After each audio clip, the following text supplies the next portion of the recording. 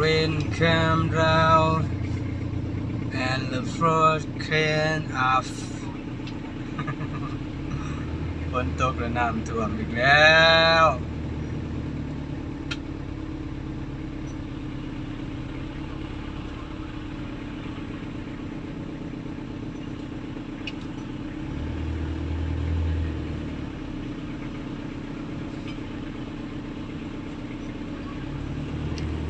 รถคันนี้ตายเลย